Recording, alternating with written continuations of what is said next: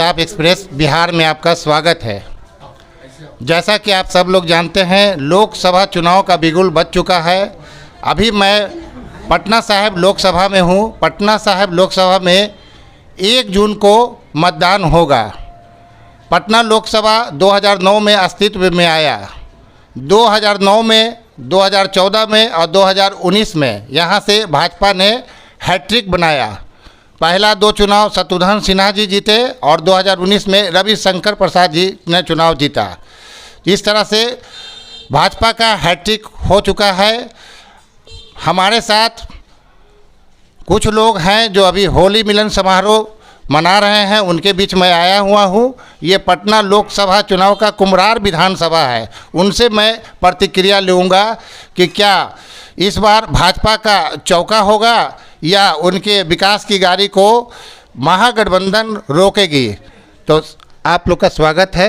सबसे पहले आप बताइए कि ये जो लोकसभा का चुनाव है, इसमें भाजपा का क्या चौका मारेगी या इसकी जीत के रथ को महागठबंधन रोकेगी?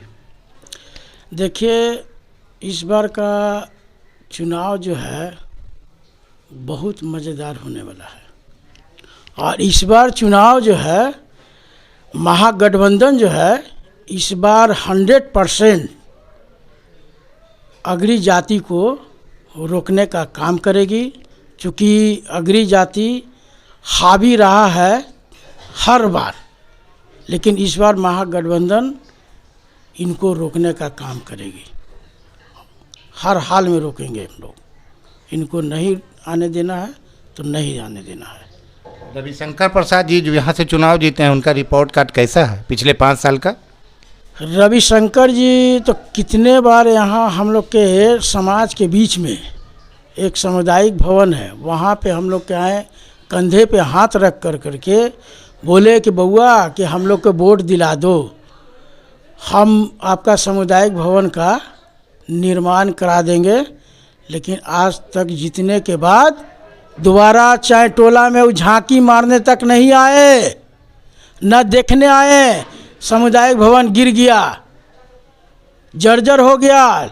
उनको कई बार कहा गया, लेकिन आज तक दोबारा वो नहीं आए। उनका रिपोर्ट कार्ड बहुत ख़राब है। इस बार पटना साहिब में कोई भी काम नहीं किया उनको। कोई भी काम, किसी प्रकार का कोई भी काम जनता जनार्दन को कुछ नहीं किया। वो सिर्फ जीत कर जग गए। न अपने क्षेत्र में कभी घूमने आए, न चैटोला में, न महेंद्र में कभी घूमने फिरने नहीं आया। क्या प्रत्याशी भाजपा के बदलने की भी संभावना है? भाजपा के प्रत्याशी तो बदलनेगा ही, बदलना चाहिए उसको। 100% बदलना चाहिए। चूँकि देख रहा है कि काम करने वाला नहीं है, तो निश्चित है कि चेंज कर देना चाहिए उसको। भाजपा का ये मैं राष्ट्रीय अध्यक्ष से गुणगान करता हूँ कि उनको चेंज किया जाए। आपका क्या नाम हुआ? मेरा नाम दिलीप कुमार निषाद है।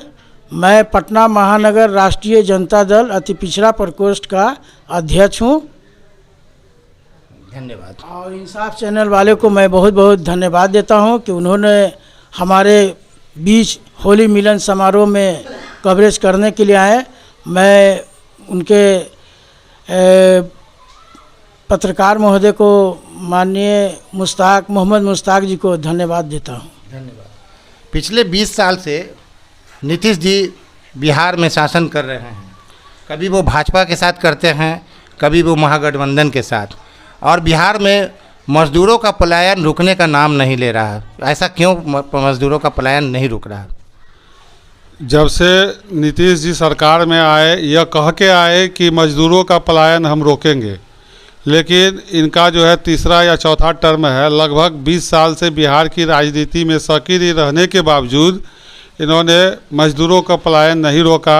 और बिहार में कोई भी इंडस्ट्री जो है आज तक नहीं लगा है जो मजदूर जो है यहाँ पर रुके।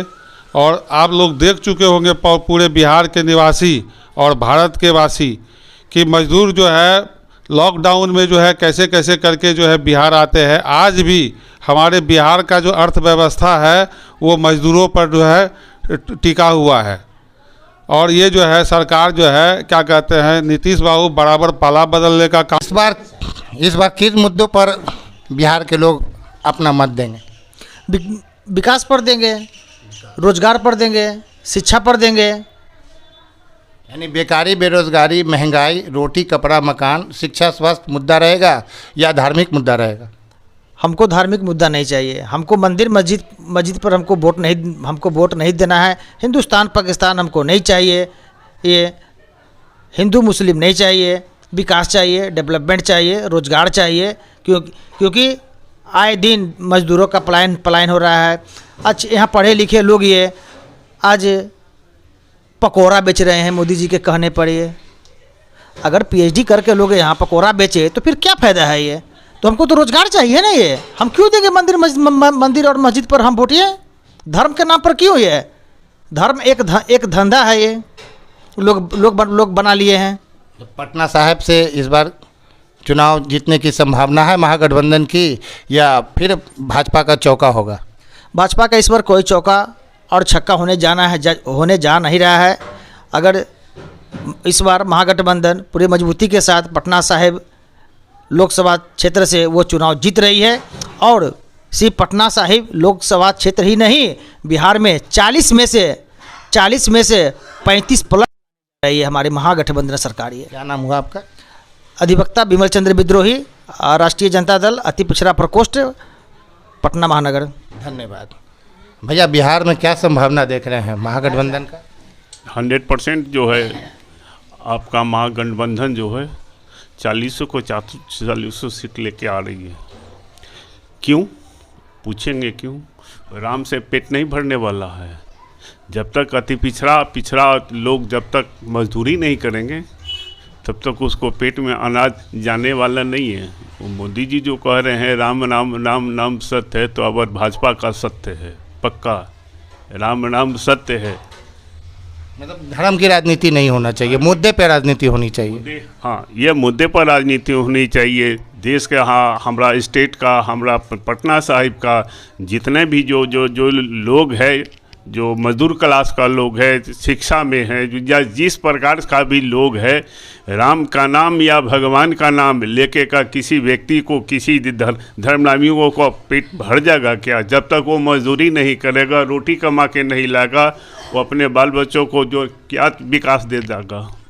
आप खुद को ही बोलिए मेरे से जो सवाल पूछ रहे हैं। 10 साल में महंगाई, बेकारी, बेरोजगारी बढ़ी है या घटी है? वो तो और ज़्यादा बढ़ी है। जैसे जो है आपका जो 14 हमारे सेंट्रल में जो है भाजपा ने जब से जो है जीत के आया, हम लोग को तो कंगाल में, व्यापारियों को कंगाल बना दिया। कटोरा लेके जो है ना बैंक के आगे खड़ा कर दिया है कि लो जितना कर्जा लेना है लो, और मेरे चुंगल में फंसल लो। तो क्या महंगाई बढ़ेगी या घटेगी? महाजन के कर्जों से लेके हम लोग परेशान हैं, हमारी जनता परेशान है। तो कर्ज, तो महंगाई बढ़ेगी ना, उसको घर का निवाला चलेगा, स्कूल के भी। एक और सवाल है, बहुत महत्वपूर्ण सवाल है। पुलवामा में जो हमला हुआ था, तो इसका आरोप पाकिस्तान पर है कि पाकिस्तान ने पुलवामा हमला किया था। लेकिन पाकिस्तान की ही एक कंपनी है जो पुलवामा हमला के बाद 1 हफ्ता के बाद हब पावर कंपनी, उससे मोदी सरकार ने इलेक्टोरल बॉन्ड के थ्रू 11 या 12 बार पैसा लिया है। तो ये क्या, इस पर आपका क्या कहना है? ये तो मोदी जी के जब सत्ता से हटने के बाद पता चलेगा ना। अभी तो उनके हाथ में तानाशाह है। ऐसा लोगों का कहना है कि उनके संज्ञान में था पुलवामा हमला, इसीलिए अभी तक जांच नहीं हो रही। संज्ञान में ही नहीं था।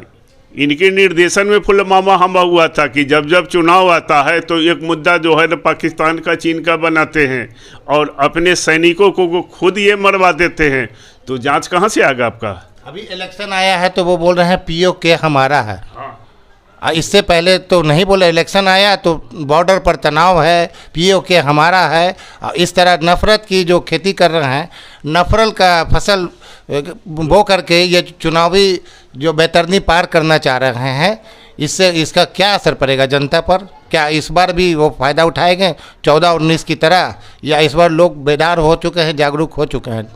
ये हमारा जो है जनता थोड़ा सा भ्रमित रहते हैं। ये लोग भ्रमित करते हैं। ये बाबा जी के नाम पर जो है ना पुलवामा हमला हुआ, ये खुद कर रहा है। ये जब इलेक्शन आएगा तब तक कुछ ना कुछ जो ये बीजेपी वाले जो है कुछ ना सफूका पूरे देश में आरएसएस से मिलके जो न दोनों रचना रचते हैं। हमारे पक्ष में कैसे जनता आवेगा, यो इसको योजना बनाते। तो एक तो आपका वो हो गया पुलवामा हमला के बाद, अबर जो है श्री राम का जो है ना सत्य है ये लगा दी, पूरे गांव में वो लगा दी कि अपनी तरफ बोल। मुख्य मुद्दा जो है आपका जो रोजी रोटी का है, इसके बारे में तो चिंता ही नहीं करते हैं। एक राहुल जी हैं वो भी उठाते हैं, हमारे लालू जी ये उठाते हैं, हमारे तेजस्वी जी हैं वो उठाते हैं। ये दोनों में से इन लोगों को बात तो कोई सुनवे नहीं करते हैं। अरे मेन मुद्दा तो होनी चाहिए रोजी रोटी और मकान, स्वास्थ्य, शिक्षा, ये इस पर तो किसी का ध्यान ही नहीं है। ये तो केवल राम सत्य है, राम जी का जो दर्शन कर लो। अभी जो है पटना में रविशंकर जी जो है पूरे ट्रेन जो बुक कर रहे हैं ले जाने के लिए अयोध्या में, क्यों? इसका क्या कारण है? फ्री में, एक पैसा नहीं लगेगा। उसका कारण क्या है आप खुद बताइए मेरे, आप पत्रकार हैं, 10 जगह घूमते हैं। अच्छा ये बताइए, सीएए कानून तो 2019 में बन गया था। जब 2019 में बन गया तो उसी वक्त लागू कर देना चाहिए। अब इलेक्शन सर पर है तो 2024 इलेक्शन के जस्ट पहले सीएए कानून को लागू कर दिया गया है और कह रहे हैं कि ये नागरिकता देने का कानून है, लेने का नहीं है। तो ये काम तो 2019 में ही कर देना चाहिए था। सीए का जो एजेंडा ये जो लेके आए हैं शरणार्थियों के लिए, ये शरणार्थियों के लिए शरणार्थी जो विदेश बाहर से हिंदुओं का, बौद्ध का, धर्म का, जो केवल मुसलमान को छोड़ के, मुसलमान भी हमारे शरणार्थी है, उनको बाद में क्यों देंगे? सबको जब एक साथ दिया तो उनको बाद में क्यों दे? ये चुनावी मुद्दा है उनका। ये चुनावी बाजार में फंसा कि मुस्लिम भी हमारा दुश्मन है। लेकिन दुश्मन है तो ये बताओ कि प्योर दुश्मन क्यों नहीं बनाते हो? राशन कार्ड उसके नाम से बनवाते हो, उसका सारी नागरिकता देते हो। एक तरफ दुश्मन, एक तरफ दोस्त।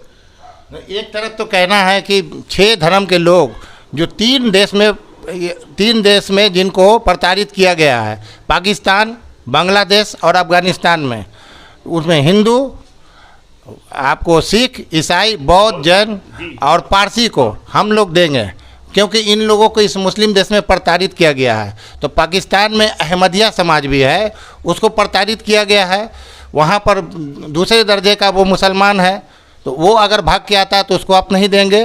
दूसरी बात है कि बर्मा में रोहिंग्या समाज है, जो वर्ल्ड में सबसे ज़्यादा अगर कोई प्रताड़ित है तो रोहिंग्या समाज है, वो भी मुस्लिम समाज है, उसको भी आप नहीं देंगे। आप बगल में पड़ोसी देश है तमिलनाडु, श्रीलंका, तो श्रीलंका में तमिल लोग को सिंहली लोग ने बहुत प्रताड़ित किया और वो भी आपको करीब करीब हिंदू ही समाज के हैं। अगर वो भारत में आएंगे तो उनको आप क्यों नहीं देंगे?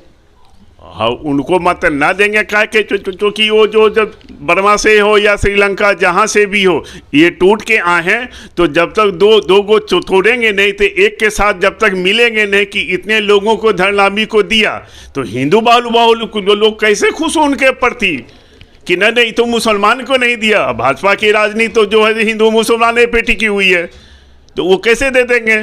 फिर जब अगर जो मुसलमान को भी मिला लेंगे तो उनकी राजनीति ही समाप्त हो जाएगी। जैसे मंडल और कमीशन, मत का मंडल, लालू जी, हमारे लालू जी ने जब मंडल का मंडल पर जो इनको हंगामा हुआ तो पूरे देश में, तो मंडल का मुद्दा मिल गया था, लालू जी की कहानी खत्म हो गया।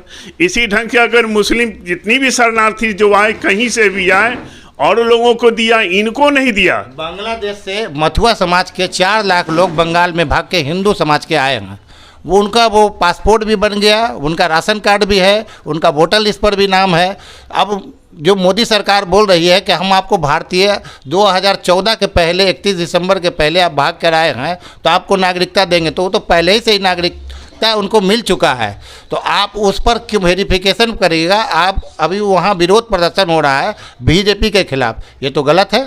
जो बीजेपी के खिलाफ गलत कर रहे, वो आरएसएस के खिलाफ करें।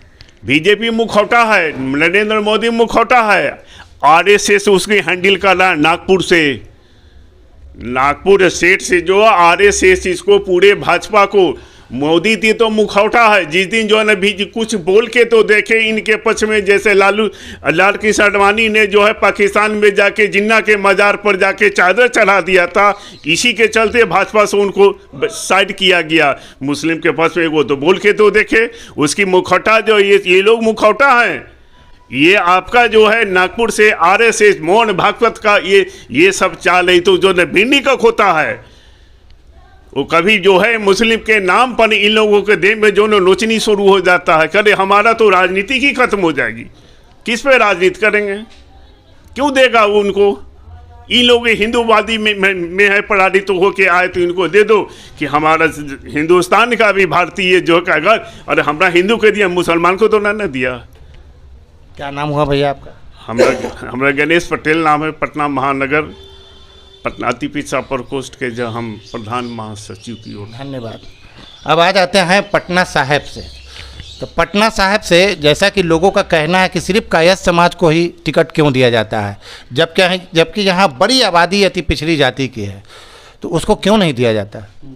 जैसे हम अपने पार्टी से राष्ट्रीय अध्यक्ष जो है, हमारे पार्टी के जो राष्ट्रीय अध्यक्ष है, हम उनसे निवेदन करेंगे कि आप अति पिछड़ा समाज से यहाँ कैंडिडेट दीजिए और अति पिछड़ा समाज अपनी पूरी ताकत लगाकर इस बार जो है वो लाला समाज हो या अन्य कोई समाज जिस जो मनुवादी सामंतवादी व्यवस्था के तहत आते हैं, उनके पहिया को जो रथ है, उनके उस रथ के पहिया को रोक दिया जाएगा।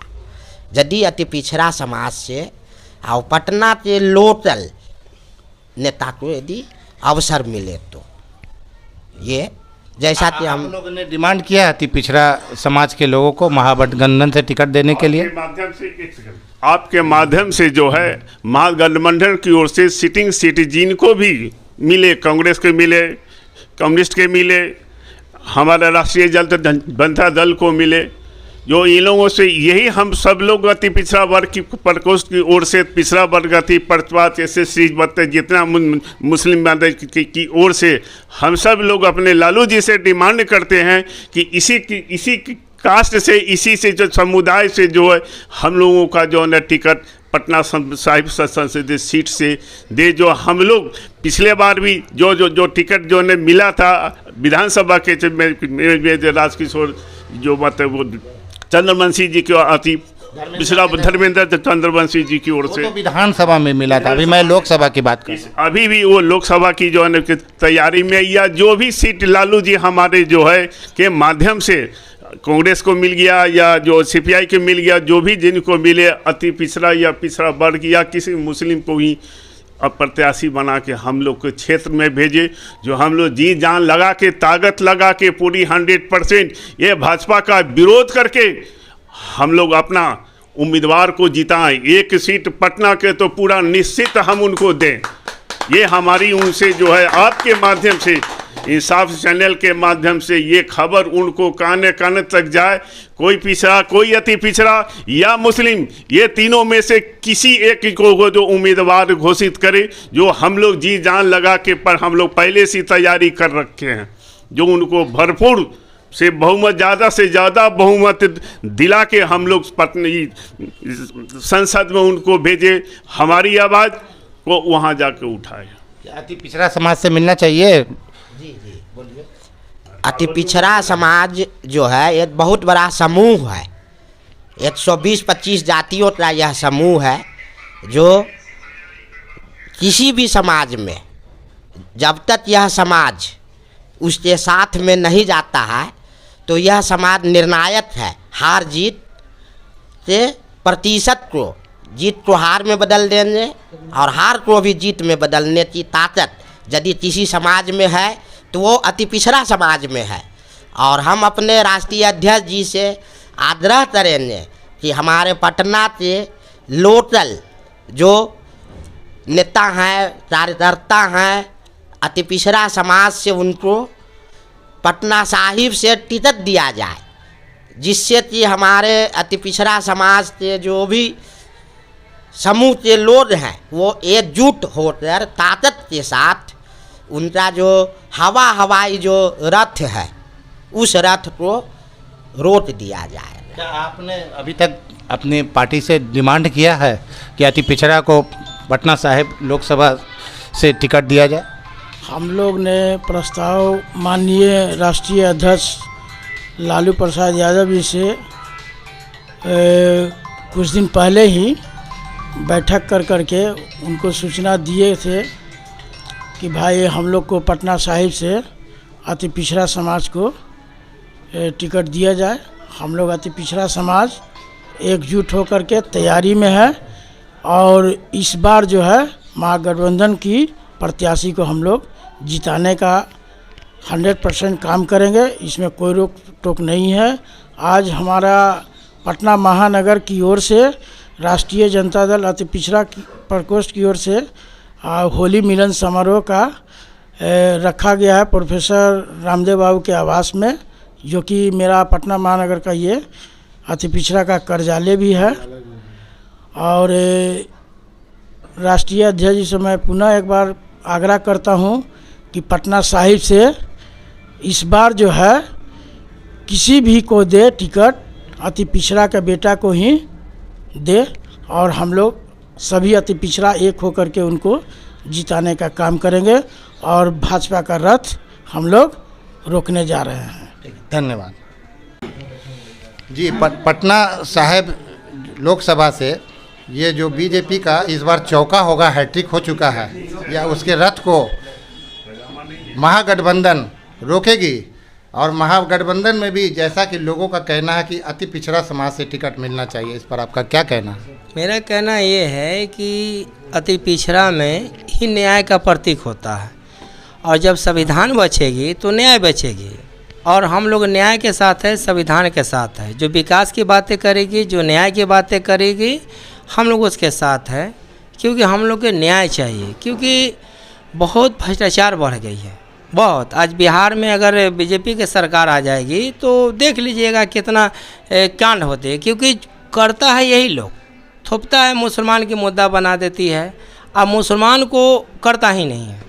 इसीलिए हम लोगों का कहना है कि अगर मुसलमान को निकाल दिया जाए तो बीजेपी के पास चुनाव लड़ने के लिए कोई मुद्दा ही नहीं बचेगा। क्या ये सच्ची बात है, सच्चाई है इसमें? नहीं नहीं नहीं, जैसे कि पाकिस्तान, अफगानिस्तान, कब्रिस्तान, मुसलमान, यानी हम 4 हमारे 40, तलाक प्रथा या NRC वगैरह सब, यानी बिना मुद्दा के भारतीय जनता पार्टी के पास तो लगता है कि बेकारी, बेरोजगारी, महंगाई, रोटी, कपड़ा, मकान, शिक्षा, स्वास्थ्य पर तो वो बात करती ही नहीं है, ऐसा लोगों का कहना है। सबसे पहली बात है कि पाकिस्तान, अफगानिस्तान, मुसलमान देश के विकास की मुद्दा है ही नहीं, वो कोई मुद्दा है ही नहीं। न तो हमको पाकिस्तान से मतलब है, हमको तो रोज़गार से मतलब है, हमको न्याय से मतलब है, हमको संविधान से मतलब है, हमको देश से मतलब है और हमको किसी से मतलब नहीं है। ये जो NRC जो है, जो आया है, हम कहते हैं अगर किसी को नागरिकता देना हो तो अपनी परिवार बना लो, नागरिकता दे दो, कोई दिक्कत नहीं है। ऐसे नागरिकता देने की कोई ज़रूरत नहीं है। ये जो नागरिकता जो होता है यूँ ही नहीं बटल चलता है कि लो आओ नागरिकता। ये तो लोगों का कहना है कि ये सियासी शगुफा है, इलेक्शन ख़त्म होगा और CA कहाँ गया पता भी नहीं चलेगा। वो तो बिल्कुल 100% है ना। ये तो हिंदू को लुभाने की, वोट बैंक बनाने की होता है, क्योंकि बाहर के जो हिंदू है हमारे रिश्तेदार परिवार हैं ही नहीं। अगर किसी को अगर उनको नागरिकता देना है तो रिश्तेदार बना ले, नागरिकता दे दे, हमको कोई आपत्ति नहीं है। अपनी बहू बेटी को शादी करे, बेटा को शादी करे, बेटी को शादी करो, नागरिकता दे दे, इसमें खुशी वाली बात है। जिसकी ज़मीन ही नहीं है, जड़ ही नहीं है, उसको नागरिकता और अपना बनाने की कोई ज़रूरत ही नहीं है। आपका कहना है कि जो पहले से भारत में रह रहे हैं उसी के उत्थान के लिए काम करना चाहिए, बाहर से लाने की कोई ज़रूरत नहीं है? कोई ज़रूरत नहीं है। जो अगर है उसकी बातें कीजिए, जो नहीं है उसको बुलाने की बातें नहीं कीजिए। आप बात करते हैं कि मुसलमान आबादी बढ़ाता है और ख़ुद आप जो है बाहर से लेकर आबादी बढ़ाने पर पड़े हुए हैं। ऐसा नहीं होना चाहिए। अगर यहाँ के जो हिंदू बसे हुए हैं तो है तो रह दीजिए, उसको नागरिकता देने की कोई ज़रूरत नहीं है, कोई ज़रूरत नहीं है। जैसे हैं वैसे रहेंगे। एक बात मैं क्या नाम हुआ आपका? मेरा नाम है धर्मनाथ महतो उर्फ निषाद, वार्ड नंबर की पूर्व प्रत्याशी हैं। हम समाज के प्रति है, न्याय के प्रति है और हम देश के लिए जीते हैं, असली देशभक्त है। अभी हमको तो बहुत लड़ाई लड़ना है। धन्यवाद। एक बात मैं ज़रूर कहना चाहूँगा सर, ये सुप्रीम कोर्ट के चीफ जस्टिस का जो डिसीजन आया इलेक्टोरल बॉन्ड को लेकर के, इलेक्टोरल बॉन्ड जो मनी चंदा इकट्ठा करने का जो इलेक्टोरल बॉन्ड जो कहना है कि तुम मुझे चंदा दो, मैं तुझे धंधा दूंगा। बिल्कुल सही बात है। तुम मुझे चंदा दो, मैं तुम्हें धंधा दूंगा। ये आज का जो ये अभिनेता बना जो फिर रहा है, हम ये हमारे नरेंद्र मोदी तानाशाही जुमलाबाज, तुम मुझे चंदा दो मैं तुम्हें धंधा दूंगा। ये इलेक्ट्रॉल बॉन्ड जो पैसा एकत्रित करने का जो एक फंड था, एक जो जरिया था, उसको छिपाने के लिए, न्यूज़ में उसको दबाने के लिए उन्होंने क्या किया, 2019 में जब ये पार्लियामेंट से और आपका संविधान बन करके जब आपका चलाया सिटीजनशिप अमेंडमेंट एक्ट ये CAA, तो आपने धरातल पर क्यों नहीं लागू किया साढ़े 4 साल में? ये जब ये चुनावी वर्ष है 2024, तो ये कहाँ से ये आ गया सिटीजनशिप अमेंडमेंट एक्ट ये 2024 में CAA? ये मैं ये कहना चाहूँगा, ये कानून काला कानून है। केंद्र में बैठी हुई तानाशाही सरकार को यह बात पहुंचना चाहिए, ऐसे कानून को वो ख़त्म करे वो। धन्यवाद। पटना साहिब लोकसभा क्षेत्र 2009 में अस्तित्व में आया। 2009 से अभी तक 2019 तक भाजपा का कब्जा हो चुका है। यहाँ पर भाजपा यहाँ से हैट्रिक बना चुकी है। क्या वो यहाँ चौका भी मारेगी या उसके विकास के रथ को महागठबंधन रोकेगी? जरूर रोकेगी, महागठबंधन जरूर रोकेगी इसकी विकास के रथ को। इस बार क्या तैयारी है? तैयारी भी हमारी महागठबंधन की अच्छी तैयारी चल रही है, और ख़ास करके हमारे जो है अति पिछड़ा प्रकोष्ठ से जो हमारे अध्यक्ष जी हैं, हमारी पूरी कमेटी जो है। ये रविशंकर प्रसाद का रिपोर्ट कार्ड कैसा है पिछले 5 साल का? उनका क्या रिपोर्ट कार्ड कुछ नज़र ही नहीं आता है। वो इलेक्शन के सिर्फ नज़र आते हैं, इलेक्शन के बाद कोई उनको देखता ही नहीं है, उनसे मिलना मुश्किल है। ऐसा लोगों का कहना है। यही हाल अरुण कुमार सिन्हा जो कुम्हरार विधानसभा के विधायक हैं, उनका भी यही हाल है। वो तो हमारे विधानसभा में नहीं आते, लेकिन होगा, उनका भी कहना यही होगा। हम तो पटना साहिब में हैं। अच्छा, पटना साहिब जी, तो बस यही कहना था जी। रवि प्रसाद शंकर जी जो हैं वो हमको लोग के कभी नहीं देखते हैं। जब इलेक्शन आते हैं और जहाँ पर ये आते हैं वो पैसा दे के चले जाते हैं। हमने अपनी आँखों से देखा है।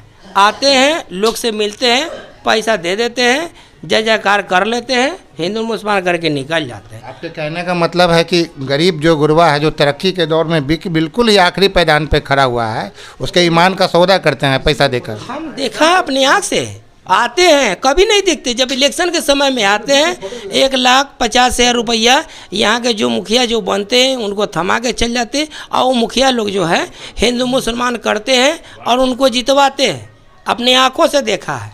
हम लोग के अपने परिवार ही हैं, उनको जो पैसा लेते हैं और मुसलमान के हमेशा खिलाफ रहते हैं, और हमेशा उस परिवार को जो है हिंदू ही उसको शोषण करता है। बाकी सभी लोग पैसे पर बिकते हैं। अपने आँखों से देखा है, हम लोग को बात को नहीं सुनते। ठीक है, धन्यवाद। कहना चाहूँगा कि ये जो सीट है इस पर है जो अति पिछड़ा समाज को टिकट मिलना चाहिए और युवा लोगों को मिलना चाहिए। क्योंकि आज जो देश है, पुराने नेता बार बार आ रहे हैं, युवा लोग को मौका मिलना चाहिए। तो हम यही प्रयास कर रहे हैं कि युवा और अति पिछड़ा समाज को मिलना चाहिए। आपका क्या नाम हुआ? मेरा नाम टिंकू कुमार हुआ। तो अभी मैं पटना साहिब लोकसभा के कुम्हरार विधानसभा में गुलाबी घाट के पास आया हुआ था, गग्गा घाट के पास आया हुआ था, और मैं फिर किसी दूसरे विधानसभा में पटना साहिब से रिलेटेड बात करूंगा। इसके साथ मेरा रोजी रोटी अच्छा बताते तुम उसको कहता हो कि ये है। अरे हर आदमी को बदनाम नहीं कर सकते। हर तरीके हिंदू मुसलमान में ही गलत होता है।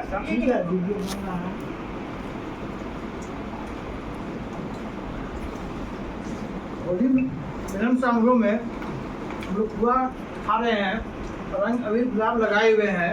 यही हम लोग शपथ लेते हैं कि हम लोग मजबूती से आरजेडी के साथ खड़े हैं, और हम लोग लोकसभा हो विधानसभा हो ज़्यादा से ज़्यादा सीट हमारा गठबंधन।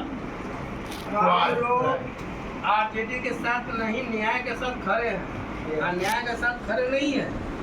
न्याय ही अगर न्याय के साथ खड़ा रहे तो हम उसकी साथ भी खड़ा रहेंगे। हम न्याय के साथ खड़ा और न्याय के साथ हमारा राष्ट्रीय जनता दल खड़ा। हाँ हाँ, आधा नहीं बोलिए, तो पूरा मिला के बोलिए। न्याय के साथ राष्ट्रीय जनता दल खड़ा है। हम लोग न्याय के साथ खड़ा, हम लोग न्याय के साथ खड़ा और न्याय हो गया। ले लेते हैं आप तो भूल ही नहीं।